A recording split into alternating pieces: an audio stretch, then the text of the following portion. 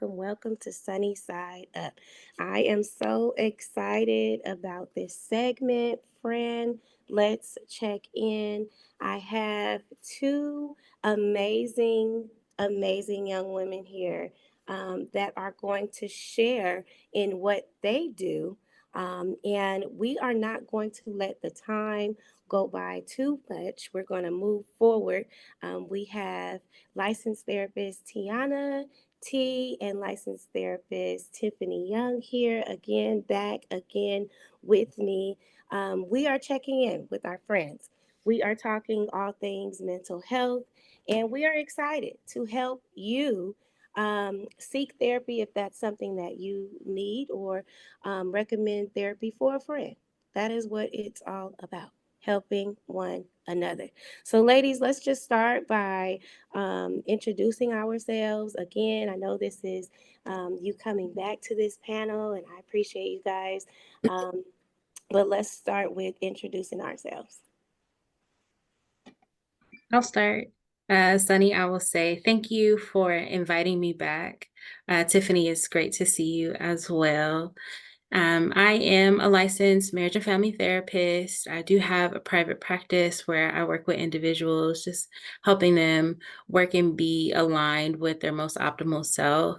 I am also a mental health consultant where I work with ministries, nonprofit organizations, and companies, work on aligning their work environments with their well being in the most wisest way possible.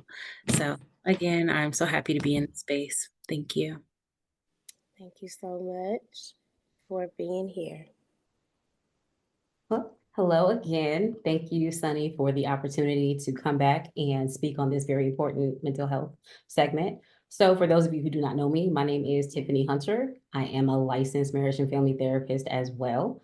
While I am not accepting clients at the moment, my passion has really migrated towards healthy boundaries, not just in your, friendships or romantic relationships, but also with family, ministry, setting healthy boundaries in the work setting, because if we do not set healthy boundaries in every relationship in our life, there will definitely be chaos and we will end up suffering.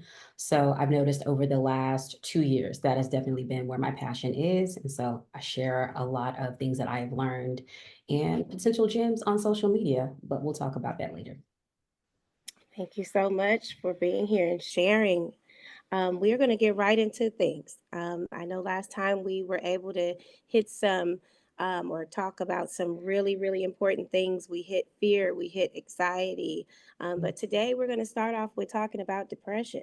We're going to just go right into it. And the first question would be how do I know if I am suffering from depression? What are some leading causes of depression? And what are some signs of this condition? Feel free to. Yes. Okay. I can go ahead and start. On this one, I would say for depression, the hallmark of it would be a low mood, loss of interest or pleasure in things that you once used to be excited about, impaired functioning in your day-to-day living. So just the simple getting up, grooming yourself, brushing your teeth, taking a shower, getting ready for work, school, what have you, noticing that you don't have any interest in those things and possibly even feeling restricted and even being able to get yourself going, get your day started. Excuse me. So the low mood, like lack of motivation, feelings of sadness, hopelessness, and emptiness. Those are things to watch out for. Where it's like, okay, maybe this isn't a phase. This could be a depressive episode that you're experiencing. Awesome, awesome. I think those are all great things. Sometimes you don't even know. You Right. wake up and you be like, I don't feel like showering today. I don't feel Mhm. like doing this. I don't feel like doing that, and you don't understand that it's like those beginning signs of falling into this big D word. Um, and it's not until you have these sessions or start talking to somebody about it that you understand that, hey, you know what? I think I might have battled with depression at some point in my life. Mhm. Thanks Maybe for I sharing. would like to add also that for some populations of folks, In my experience working specifically with Black women, I've noticed that depression can look very different. It looks like busy, like I'm waking up and my day is completely full. I'm making lunches for my kids, and then I got to pack breakfast, and I'm going from one thing to the next, where everything is getting taken care of. I'm getting that label of super mom. I'm getting that label of employee of the year. I'm getting all the accolades and everything, and I'm going to sleep and I'm doing everything, but we're getting so busy and we're doing all the things so we don't feel that emptiness and the loneliness. We're going to sleep, yes, but because we're dog tired. So those same symptoms that we've been taught to look for may not be as prevalent in, for example, a Black woman who's been taught to be that independent woman and no matter what, keep going, right? So there may be this thing of like, no, I'm not depressed. I don't look like tired, not showering, not getting up to do all the things. I'm doing everything. And that can also be something to look out to. I would also say for anyone who's thinking like, is this actually a condition? Leave that to the professionals. Don't try to diagnose Yeah. yourself, because a lot of things can look like other things and actually is not the root of the issue. And here you are trying to treat something, and that's not even the issue in the first place. Now you just got a vitamin deficiency and you think you got something else. So leave it to the professionals. But yes, I've specifically have seen depression in Black women look completely different than what we usually see other populations come in and get diagnosed with depression with. Wow. I never knew. Never knew. I mean, but I really, really can appreciate you saying that because often, I mean, we are just, I mean, we're all moms, but we stay busy. And it's just like overload, overload, overload. And you don't know, right? Until you kind of settle in at the end of the night and you're like trying to find something to do because naturally you just feel like you have to be busy doing something. Right. And that could be a form of depression. And Mhm. then we do, typically, African Americans, we love to self diagnose. We love to do it. We go, in fact, into our PCP's office and tell them what we have. And they're like, wait a minute, whoa, we haven't even ran any tests. We haven't done Mhm. anything yet. Let's just take a step back and let the professionals do their job. Thanks for pointing that out. Awesome, awesome, awesome. So let's move into the big T word because we were not able to touch on this last time. But I think it's very important that we touch on it this time because it's very relevant right now. And that is the word trauma.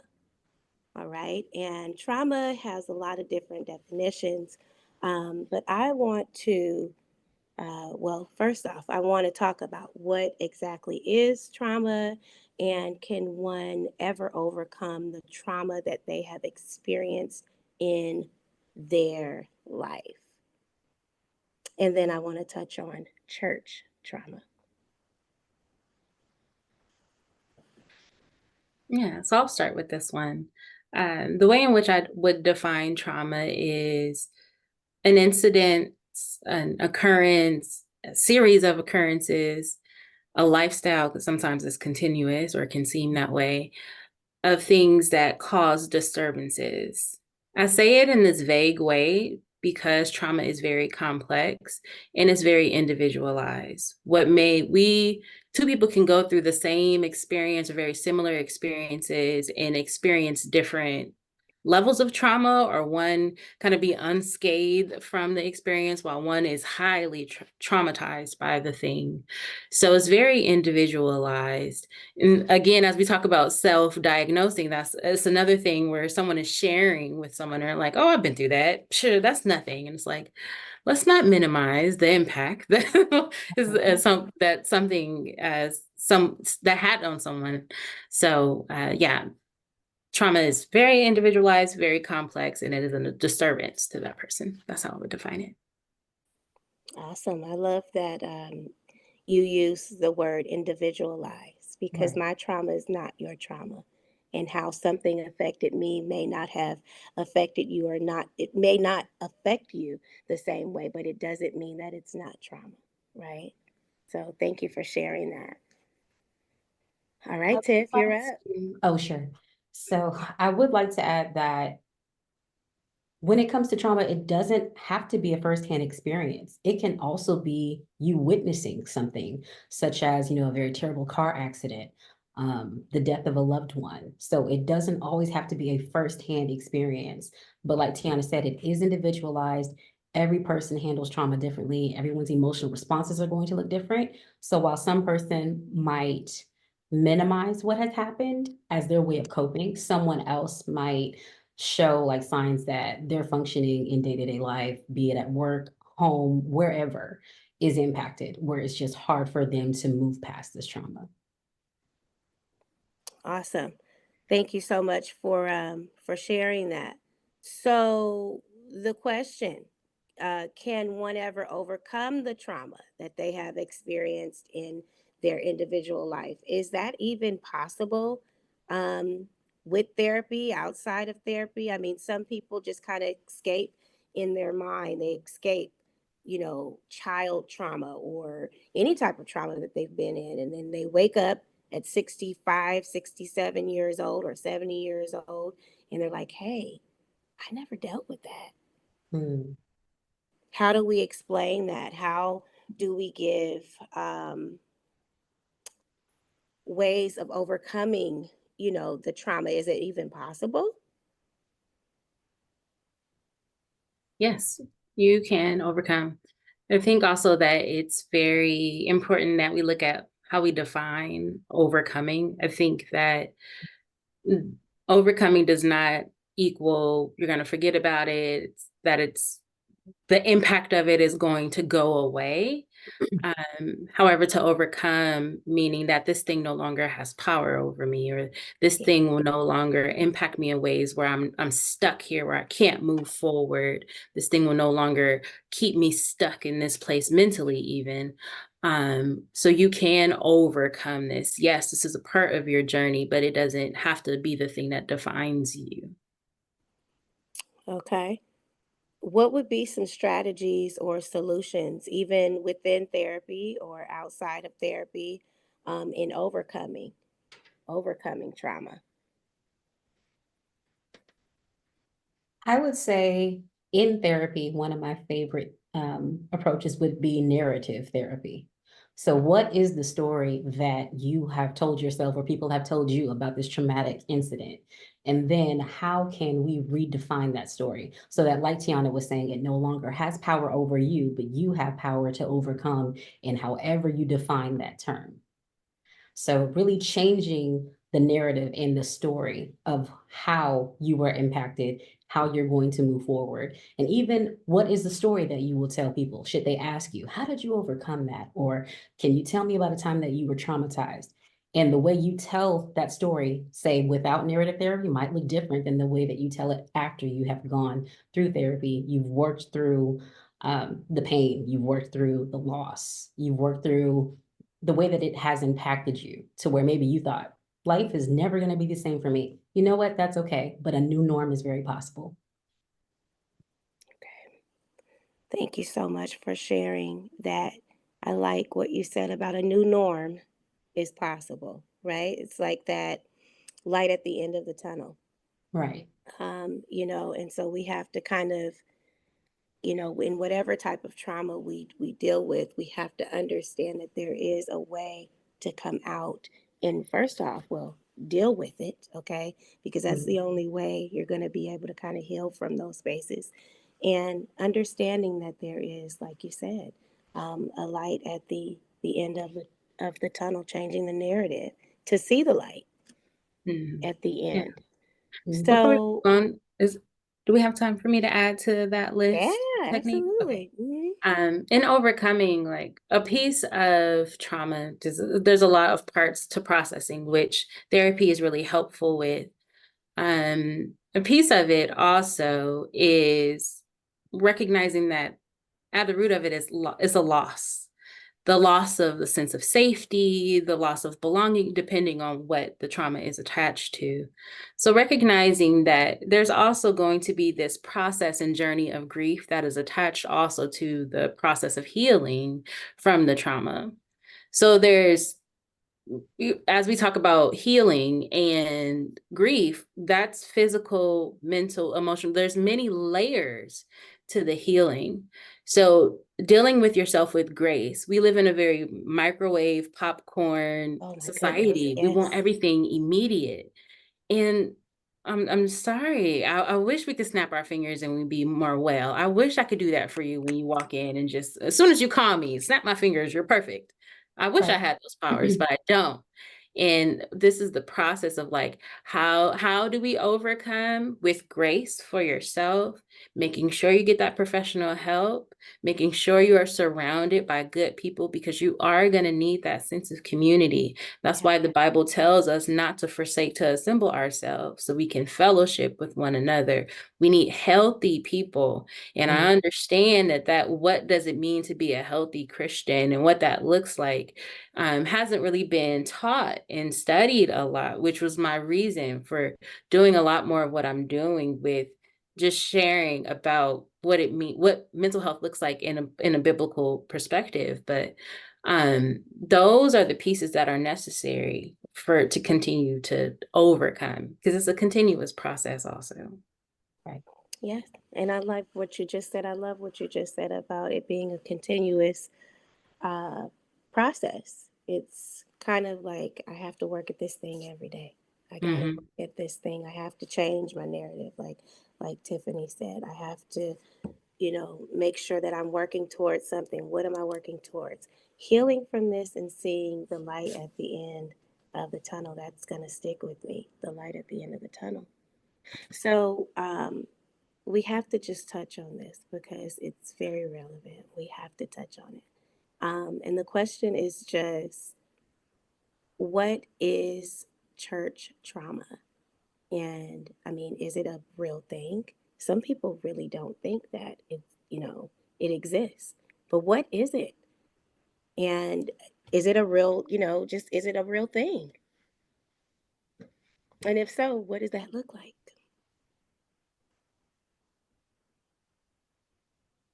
Well, as Tiana was saying, with just the definition of trauma itself, it can, be an individualized experience. It can range from perhaps it's emotional abuse, physical abuse. It could even be, sexual abuse. It could be the cruel isolation that we sometimes see. Say someone decides they're going to leave a ministry. They're not walking away from Jesus, but maybe they're going to go to another church, or maybe they're stepping down from a position that they were once really needed in. And how does the church community that they're in treat them when they say, I'm going to leave this ministry, or I need to actually step down from this position so that I can really take care of myself, cater Yeah. to my family, what have you? Humiliation. How many times have we seen, these videos, whether they are viral clips or even just clips that we might have recorded, before, viral sensations started happening, where Yeah. you see, different members of clergy, even lay members, embarrassing someone because maybe they felt, I'm angry with you, and so thus saith the Lord, now I'm going to humiliate you in this congregation.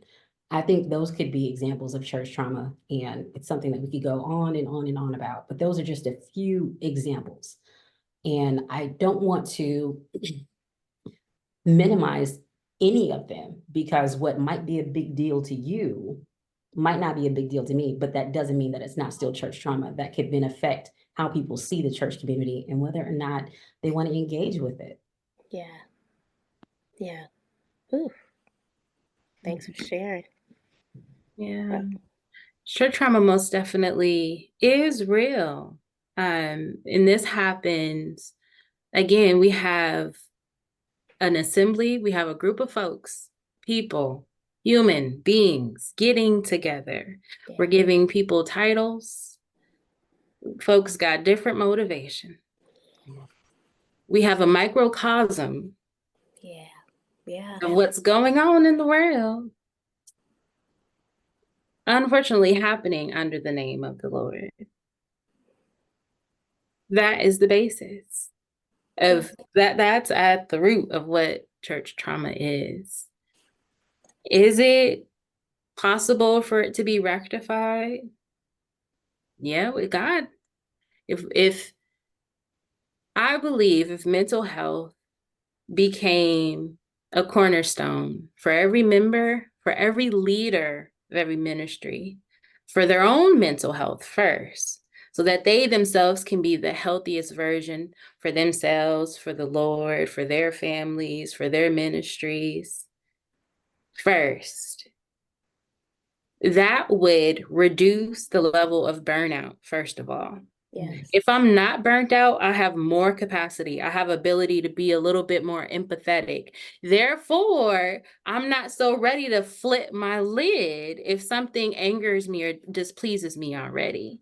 Yes. Also, if I am investing in myself and I have something to offer, the word of the Lord already says that not only will God meet the need, but there will be an overflow, that we will have a surplus that we can share with others. This is not Yes. just about finance.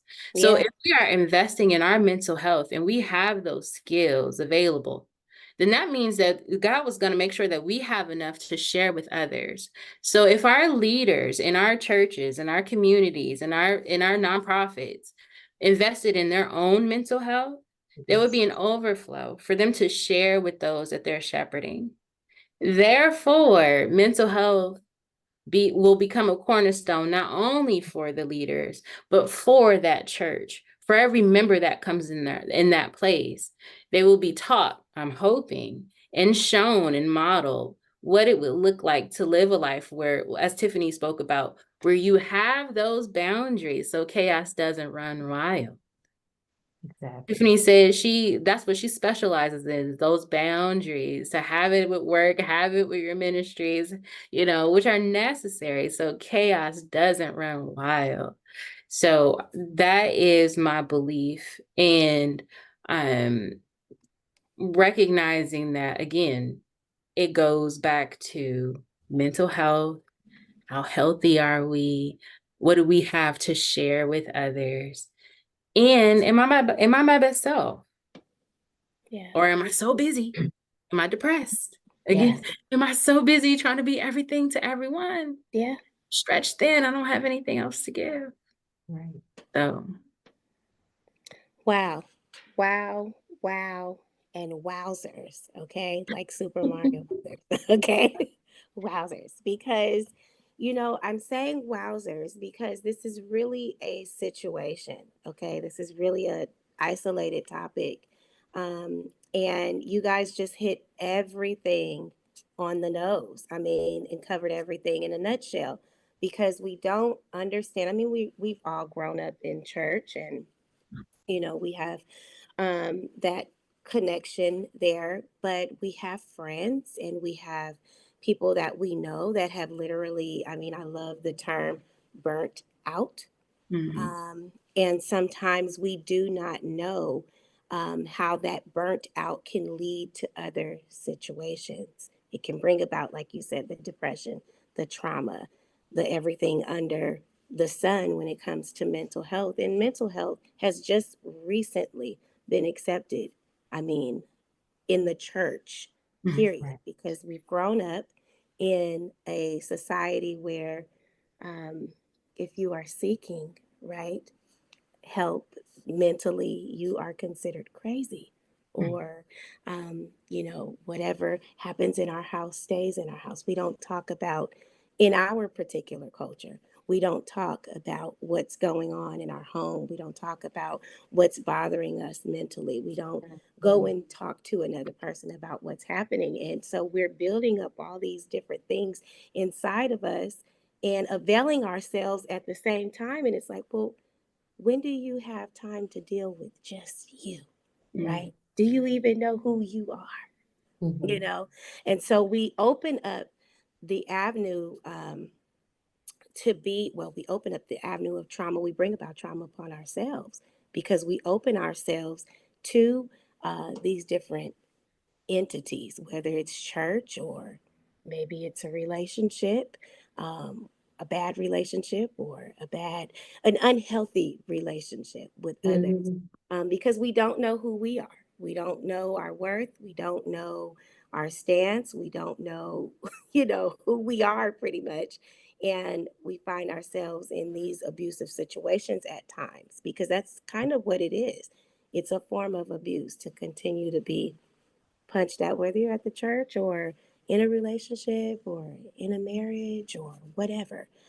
In a friendship, even can be abusive. So we have to be careful. We have to be careful. And I think understanding what depression looks like, what trauma looks like, being able to identify what that looks like is going to help um, those individuals kind of get through those things. So that is really, really, really amazing information shared. Let's move on. I want to move on because we don't really talk about this, but I want to know what your take is on stress. Now, we know that stress brings about a lot of things. Um, Mhm. it can alter, adjust, and everything in between. It can do everything in between to an individual, mentally, physically, emotionally, spiritually, and physically. Statistics have shown that stress in young women and women in general has brought about a lot of high numbers in breast cancer. And so I want to know what your thoughts on, or what your thoughts are on the negative impact that stress has on your mental health versus your physical health, and how stress can be managed. How can we manage our stress? Yeah, stress is one of those things that can keep you up at night. Mhm. Um, I mean, stress can kill you. Like it can make your hair come out, do all the things. There are healthy stresses, like when we're working out and we're putting that healthy amount of stress on our muscles to grow them and things of that sort. Um, or when we're doing those gentle stretching, it's still stress on those muscles, stretching them out. So the thing is, when we're managing our stress, you find the things that you find not stressful. So if you find going to the gym stressful, then that's not going to be a part of your stress management plan, right? Yeah. Maybe still activity, physical activity can still be a part, but going to the gym won't be it, right? I think sometimes we get so stuck thinking that it needs to look a certain way that our stress management plans Mhm. become stressful itself. And also recognizing that every day might look different. My stress management plan may look different day to day. I know for me, season to season, it's gonna look different. I'm one Yeah. of those people that love when the sun is when we have the longer days. I want to be outside all day. But if it's getting dark at 4 p.m., I Mhm. don't want to be outside. I'm not taking a walk. So my stress is going to probably look like crossword puzzles and Yeah. drinking a lot of warm tea during the winter and fall. But summer and spring, there's going to be a lot of outdoor walks. There's going to be hanging out with friends. There's going to be sitting in the grass, just listening to the Lord or reading Mhm. a book. It's music is a great stress reliever. There's actually some new research that came out that shows that like listening to the music from when you were like in middle school and high school, that particular period of music for you is going to reduce your stress. And of course, so we ain't had no bills. What was Right. the you know? Take We me were back to that Right. time. Take me back. I want to go back. Take me back to prom, honey. Don't take me Right. back to the exams. Right, Ooh, take exactly. me back, honey. You I was a know, good grad size night at five. Disneyland. Don't take me back to the Woo! exams. Right, Prom and right. grad night. That's all I can handle. Mhm, Woo! mhm. Yes, But yeah, you're yes. right. You're But when absolutely you right. think about that, when you're listening to those songs and those songs come on, um, it puts you in a place. Yeah. You know what I mean? It really instantly distressifies you. Like if I, Mhm. am just in the store and I hear an old NSYNC song or Oh, come something, on. and I'm like, I want it that way.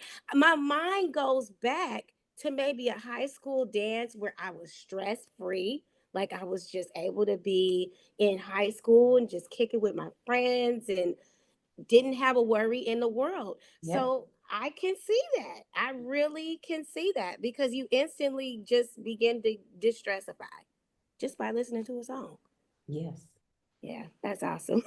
So make those playlists, y'all. Right? That's right. That Make shows them. how powerful music is. Hmm. Yeah, yeah. All right. Okay, Tiff, did you want to Um, add anything? Sure. So as far as mental health, the negative impact that stress can have on mental health, it disrupts your motivation. It can affect your concentration. Either you are ruminating on something and you can't get off of that one subject, or you just have a lack of focus. You don't know if you're going or coming. It's very hard to concentrate. As far as, physical health, sleep disturbance, you can have Mm, hypersomnia or insomnia, weight fluctuations, appetite changes. Either you might be binge eating or noticing some days, did I even eat today? yeah, Blood pressure, hair loss, as Tiana mentioned it. Um, it can exacerbate pre-existing conditions. yeah, So, like people who have, are battling with lupus, they say, I have to manage my stress because if I do not, I will have a flare and I will be in the hospital. yeah.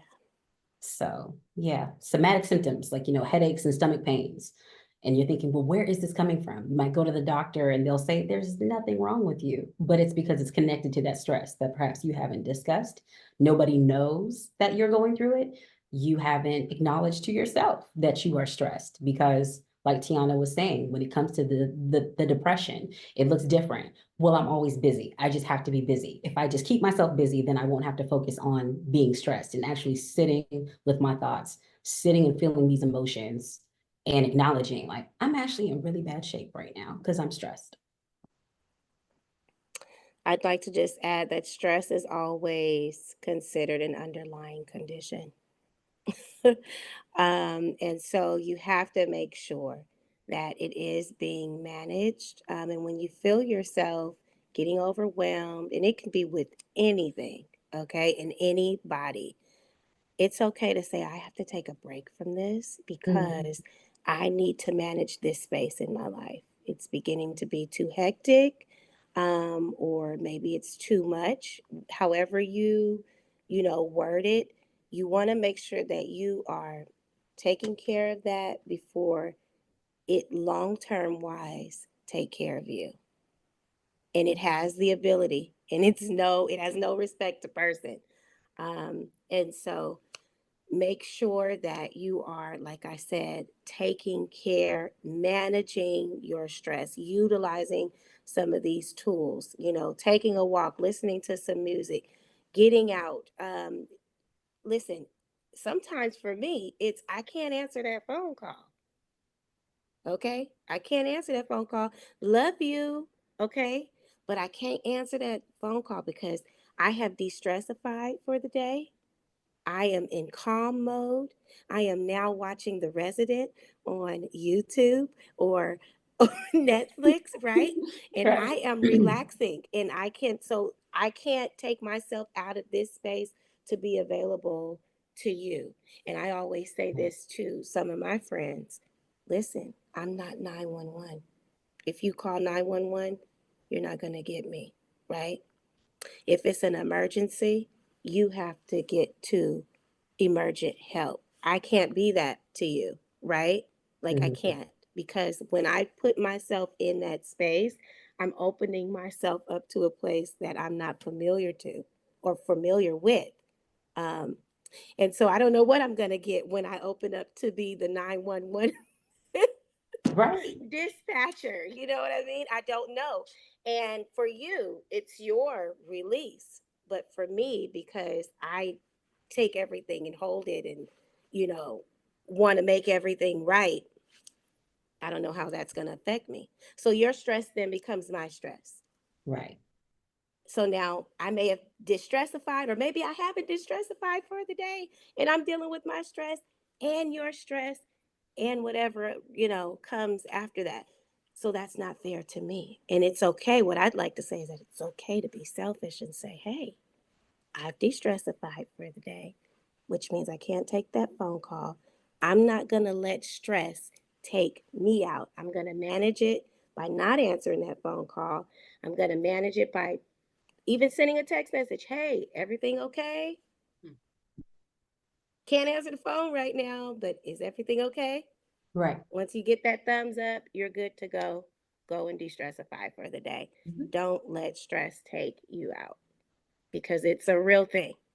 It is a real thing and it leads to other things. And so I think that that is very important. What an amazing way to set those boundaries. Yes. That's what you're That's, doing. That's what yes, that is. yes. Setting those boundaries. It's Yes, self-care that's and boundaries. You got a it. 2-for-1. It's I've often said to myself, my self-care might look like I'm not answering that text message right now because I know what mood or what mode I'm in. So yeah, if I don't want to damage a relationship right, beyond repair, maybe I need to take a step back, go take a yeah, nap, go pray, go eat something, right, do something that takes my mind off of whatever that raw emotion was. yeah, yeah, Because if you de-stressified, like you said, and then you go into that mode, now I'm throwing stress at you, you're giving me stress, the relationship is taking hits left and right. I'm not the big white elephant. I'm not, Mhm. right? And so I always live by if you can constantly have someone making deposits into you, right? But you're not able to withdraw anything from them, it's Mm, time to say, hey,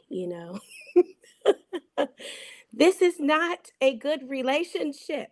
All right. This is not a good relationship. If you're always able to take from me, and then when it's time for me to be able, because that's another situation. I can be all things to everybody, but then when I can't expect that from you, that is a problem. And that's very stressful, right?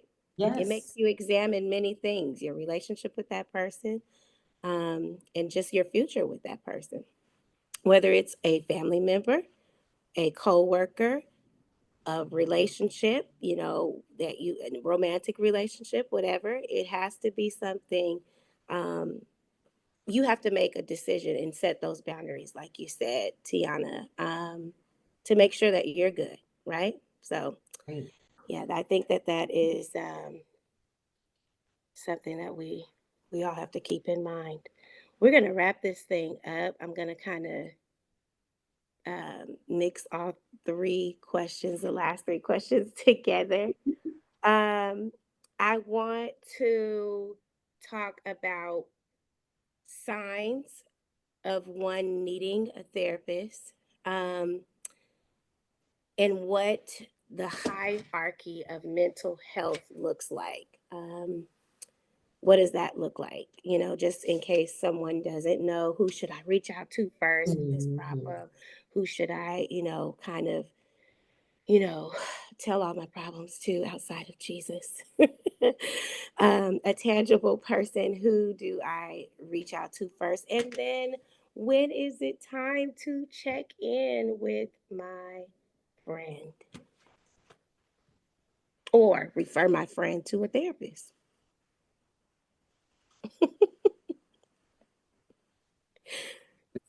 Uh, Go ahead, did you Tiffany. go first? Okay. I'll just give one major sign of that you need to speak to a therapist. Your family and friends, they are exhausted speaking to you about the same topics, not because you're a nag, but because it's outside of their scope. They've come to the end of the road with you, and it's affecting you mentally, physically, emotionally, spiritually, and your friends and family don't know how to help you anymore. Yeah, That's a really good sign that you should step it up to the next level yeah, and get some professional help. Talk to a therapist. Yeah. Yeah. agreed, agreed. I think another sign that I can add is if you feel like, well, I'm talking to my friends, I didn't talk to the lady at the church, I done had these little sessions with the pastor. I'm Yeah. praying like you told me to. I'm still stuck. I'm still Mhm. having the same thoughts. The deliverance ain't work. Like, where do I go from here? Like, if you just feel stagnant or just like, I feel like I did everything I can do already, it's Mhm. okay to just explore. Also, if it's just even a thought of like, is therapy something for me? A lot of therapists do consultations. They're usually like 15 minutes, 15, 20, 30 minutes at the most I've seen. That's great. 30 minutes is gracious, but some do it. And you can kind of get a feel and ask those questions. And they'll ask you some questions that'll help you think through it. I'll give you some just to help you all think through it now. Just like what would be your goals? What would you be looking to accomplish? Or what kind of clarity are you hoping to get through? Are there specific topics or situations that you find yourself getting stuck on? Or um, is it work-life balance? Like, what Yeah. would be something that you would want to focus on, for example? Is it motherhood as my kiddo walks in the room? Hey, True. Right? So, those are Right. some good questions. I guess he was just coming to check on me. Those are some good Okay. questions you can ask yourself in that hierarchy of mental health, so that therapist is the person, this is a confidential, trained, licensed therapist are folks who have went to school, done their hours, are governed by the state, who have taken the oath uh, to walk with you along this journey to support you in whatever you say your goals are, and to help you with any other connections along the way. If you are looking for medications, you are looking for a psychiatrist. Yeah. Psychiatrist, you can also talk to your primary care physician. They can also prescribe some medications. But if you're looking for mental health medications, a good place, if you already have a good relationship with your primary care physician, that's a great place to begin, because they Mhm. can also give you the referrals to a psychiatrist to get that started. Right. If you're looking and you're like, oh, I want to start a business, I want to work through maybe some anxieties that I have around starting the business, but that's kind of what my focus is. I just need to I want to be goal driven on my business stuff. That might be more geared towards a coach that can Right. help you with the formation of your business, who's familiar with, oh yeah, you usually go through a little bit of anxiety attached to the business stuff specifically. Mhm. It's not I have anxiety. You see, it's specific, that anxiety or that anxiousness that you are going through is related to the process of that business. Yeah. So a coach can help you with that process of beginning the business and navigate that. And of course, as a good coach should, if in working with you, recognizes, oh, this anxiety is not coming from your business. This is Right. something greater. Let me refer you to the therapist because that's what you need Right. is professional help. Um, if you are working with a coach and they're trying to help you with larger life things and they're not licensed, that's not maybe the healthiest place. Not Yeah. saying that person is not going to be a great person to have in your support system and they can be alongside you along your journey. That's all great. Not trying to shame nobody, because I think Right. that anybody that can be in our corner and support us is going to be great and needed in our circle. I am saying that again, there's that difference between licensed and Yes. governed by the state that makes a big difference. Yes. Right. And then did you have a third part to that also? I When is think we it covered. I time think we to check covered. in? Yeah. Oh, Oh, when is the time Time checking with your for friend? when is it us to time? check Yeah. in on our friends. You Okay. know what I mean? Because sometimes we Yeah. just get, overwhelmed with our own life. Mhm. And when is it time to kind of check in on our friends to make sure they're okay or that they don't need therapy? Or I think we pretty much covered when it's time for therapy, um, but what that looks like in terms of checking in on our friends. Mhm. I would say when you're noticing abnormal behaviors persisting for a substantial period of time. So if you know you've got a friend who is very goal oriented, and like you said, Tiana, they're starting a business, but you're getting reports that they're missing work. Hey, have you seen so and so? They didn't come into work the last 2 days. And you're like, that's not like them. That could be a sign, an indicator, that it's time to check in and see what else is going on. Yeah. If they're going radio silent, we all have that friend, family member, they're very quick with the responses with text messages.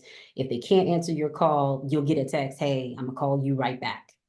If you're noticing those types of people are going radio silent, where it's days, weeks that people have not heard from them, seen them, don't know what's going on, that's a good time to check in.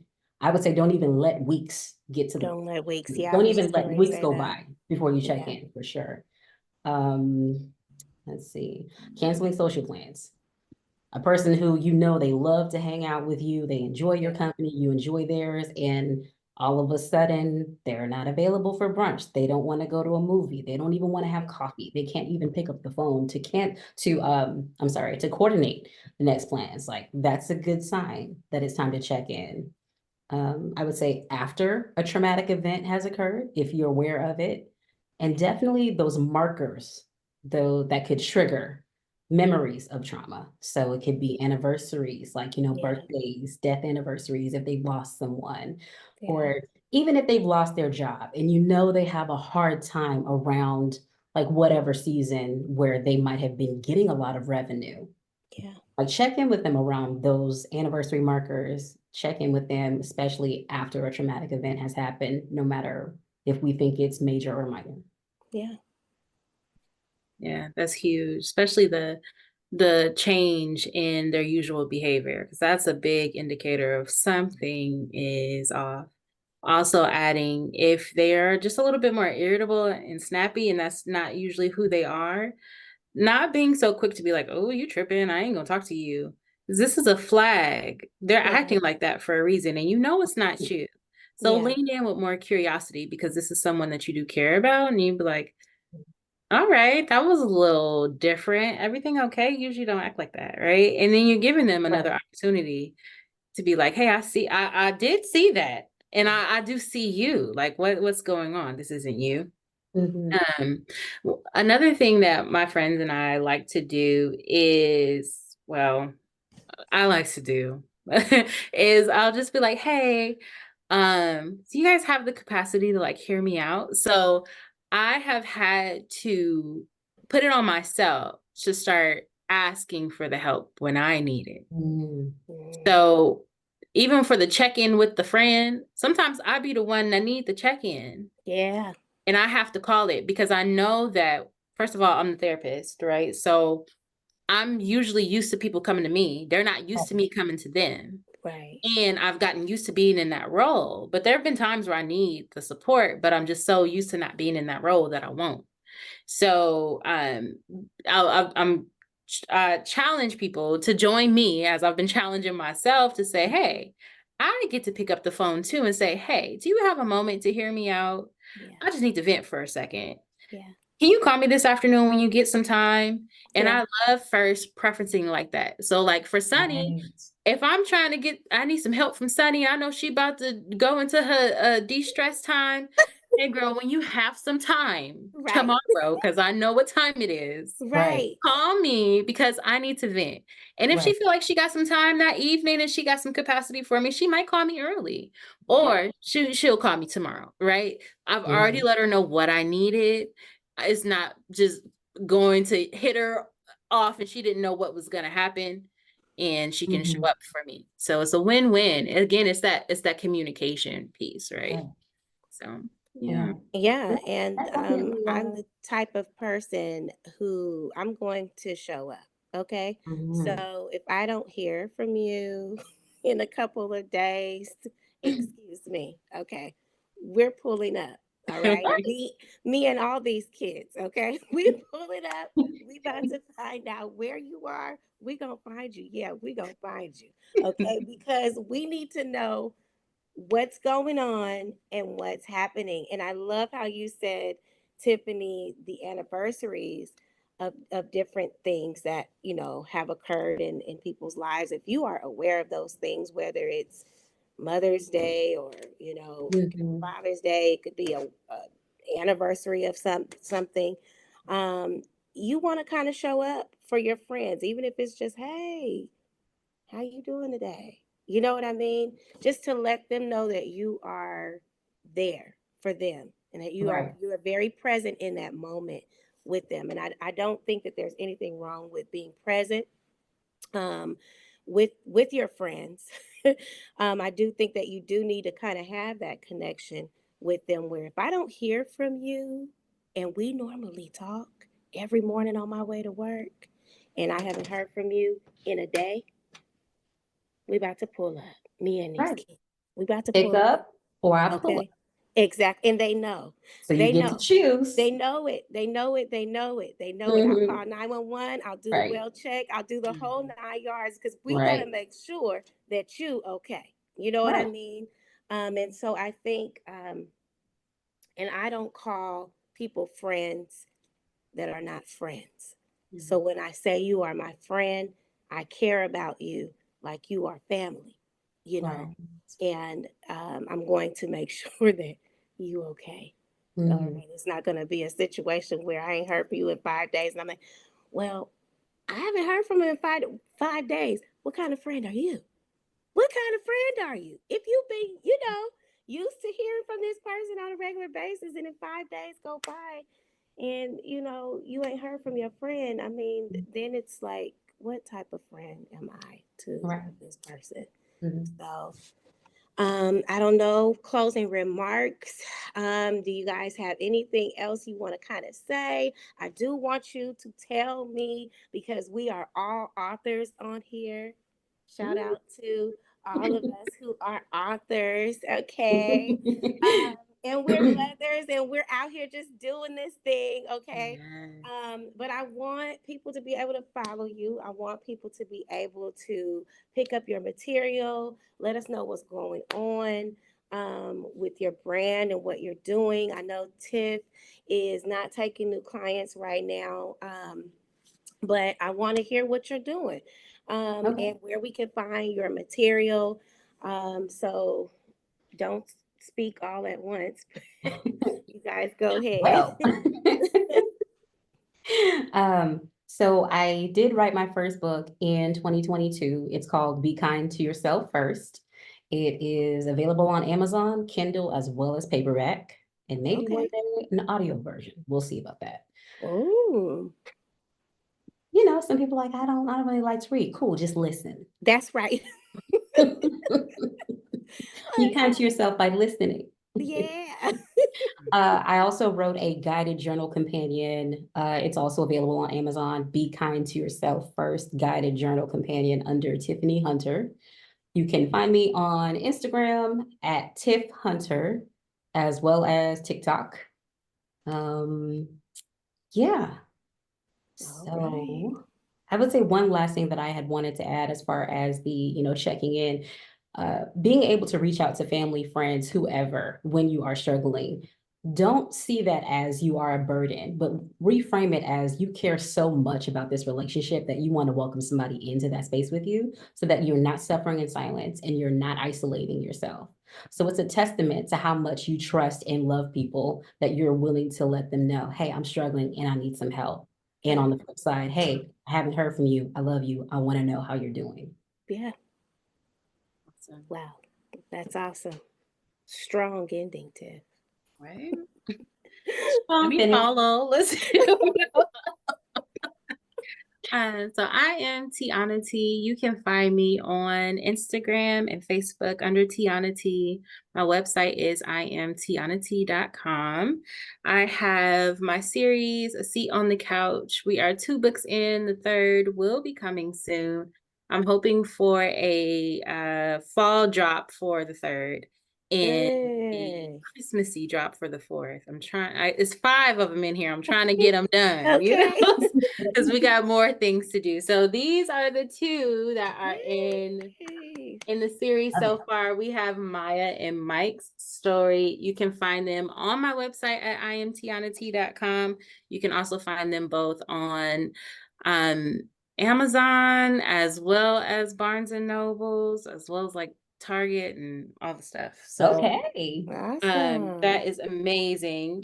I also have a journal, which is a self-reflection guided journal. It has prompts and reflections. I believe it has 30 of them. No, it has 20 of them.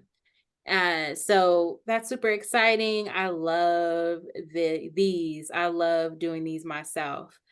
I've had to stop myself from doing them, but you can find the Journey to Self-Reflection Guided Journal on Amazon under Tiana T.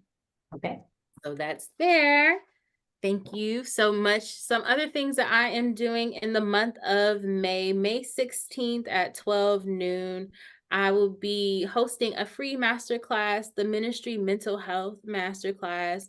So if you know any ministry leaders that are interested in learning more about how to align their own well-being up with wellness and being able to model that for their congregations going forward, you can send them this website, ministrymentalhealth.com. That is where you can sign up for the free masterclass. That's very exciting. Yes. That is very exciting. I am so excited for the both of you ladies. You guys are doing some amazing things in the community, and that is what it's all about, is doing what we can to help each other, not just ourselves, but the community. Yes. And so we have our books and all the different things that we are doing, events coming up. This is exciting. Please roll back the tape so that you can get the website as to where to find these ladies, and how to follow their material and the different things that they are doing. I am very appreciative of both of you guys taking out your time. We have been on here very long, but it has been good. It's been real, real, real good. I cannot wait to go back and listen to everything that was discussed. I really do, truly, honestly, really appreciate you guys. I really, really do.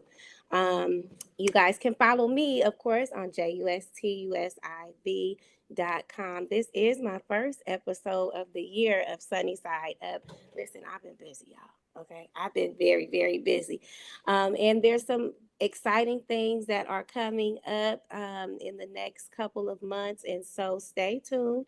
I am on Facebook, YouTube, and everywhere else. But I appreciate you guys. I really, really do. I appreciate you guys. This wraps up our segment of Friend. Let's check in. Volume two, and we are signing off. Don't forget to check in on your friends. Your friends love you, and you love your friends. So don't forget to check in on your friends. See y'all later. Bye. Bye.